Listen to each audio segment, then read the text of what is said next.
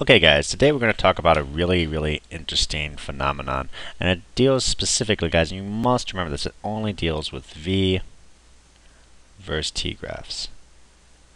And that is a graph where you have, we'll get more exact later, but that's a graph where you have velocity on one axis, meters per second, and you have time on the other axis, seconds.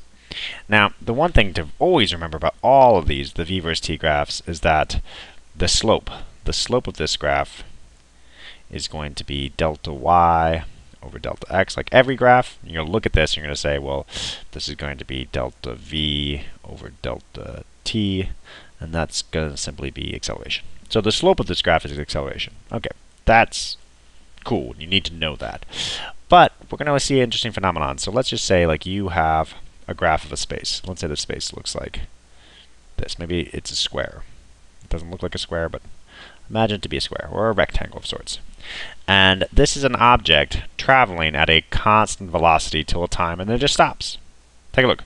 Here it has a velocity of, let's say this is 5. It has a constant velocity of 5 meters per second, and then it just stops. And maybe from here on out it has no velocity. And let's say this question asks us, how far did this How far did this object travel? And you may be like, oh my goodness, I don't know what to say.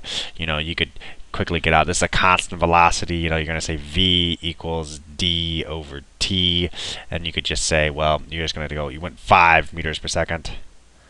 And let's give ourselves a time over here, and let's say you went for 10 seconds. So that should be very easy to solve. 5 meters per second for 10 seconds. So that 5 equals d over 10 seconds. And you'll quickly see that you went a distance of 50 meters. Now, this is a pretty simple problem. We'll see how this could actually be solved with this graph. And it gets, for even more complicated ones, we could solve this. So very easy concept. Well, do you see that this graph has an area? And that area, it makes a shape. This area inside this, if you can calculate the area inside this, now this is very important, and I'm going to make it a different color so that to attest to how important it is. Excuse me. The area, I'm going to be very specific, the area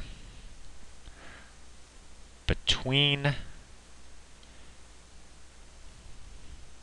the value of the velocity.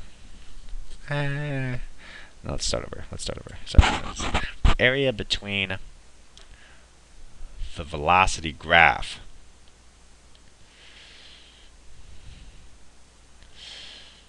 I can't even spell graph now.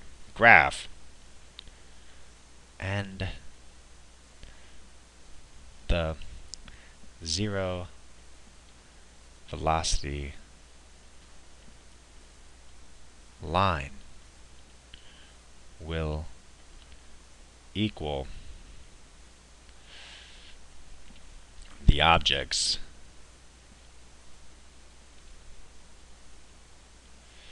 displacement. So that's extremely important, guys.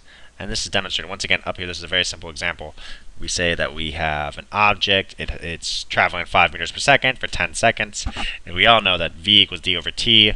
We can simply use this formula. V is 5 meters per second. T is 10 seconds. And we could find our d to be 50 meters. But you could also find this area. Well, get this out of here. You could find this area within here. And that area, I'm telling you, will also equal the displacement of this object. And that's a pretty cool thing to know. So let's take a look at some more complex ones. So let's say we have a V versus T graph. Now once again, it only works V versus T, guys. Remember that. And let's say that this is 1, 2. It's a horrible 2. 1, 2. Let's skip some stuff. Let's go. Ah, dang it. T seconds. Let's say that this is 2, 4, 6. This is 0. Okay? And let's say that this is 2, 4, 6, 8, 10. So let's take a look at a more complex thing. Let's say you have an object And we have this. Well, let's talk about what this is. Let's make it very simple. We have this. Okay, well, this is a diagonal line. This is not a constant velocity. Constant velocity, guys, is a horizontal line. This is a diagonal line. It has a slope. So that slope tells us from here to here that our velocity is changing. Take a look. It started off with a velocity of 0, and that velocity is actually, in fact, increasing. So this is an object that has increasing velocity, or what we may call, hopefully you know by now, to be acceleration. So I'll just even write this in. We have acceleration. Okay, we have acceleration from there, from time equals 0 to time equals 6. Okay? And let's say now from here, let's just go to time 10. From here to here, up Control Z, let's just use this function.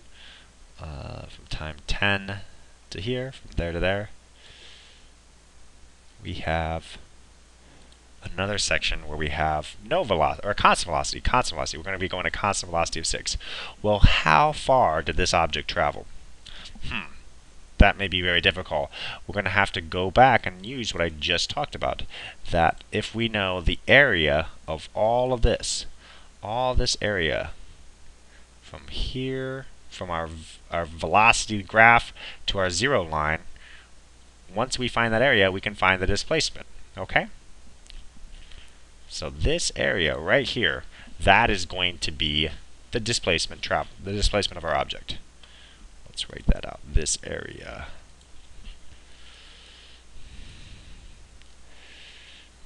This area is the displacement of our object. Okay, so let's calculate, guys. And it shouldn't be too difficult to find.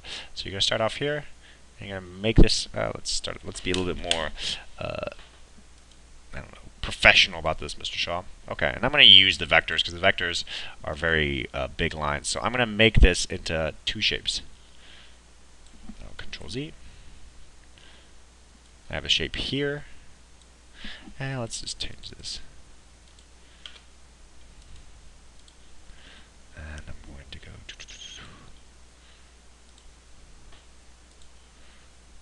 So I'm going to go right here. I got a line here. I'll make a line here. I'll make a line here. And as you can see, guys, I've made now 2 shapes. This one is a triangle, and this one is a block. So the area of this shape is going to be pretty easy. It's just simply going to be 1, 2, 3, 4 times 6. 4 times 6 is going to give me an area of 24. My displacement for this area is 24 meters. Okay? And this one right here, you'll see you have a 6 by 6 triangle. And that's going to be 6 times 6 times 1/2. Remember, it's 1/2 base times height. Now you see here's our height of 6, and here's our base of 6. We are actually going to get a value equal to 18. So, at time 10, what is the displacement of this object? Let me put my units here. It is going to be 42 meters is the displacement of this one object. And this only works, guys, for velocity versus time graphs, but it's very, very nice. Okay, I think I'm going to stop there. Let's come up with a problem that you guys can then solve. Because I know you guys are, that's what you guys want to do. You want to solve some problems so you can get some bonus points. Let's get all this off here. We're not going to use a new one. We're just going to use the old one. So let's say that we have this. And we're going to stop at 10 seconds. Well, actually, yeah, let's stop at 10 seconds. So first, this is number 1. Find the displacement of this object at 10 seconds. Find the displacement of this object at 10 seconds. Okay? Next one.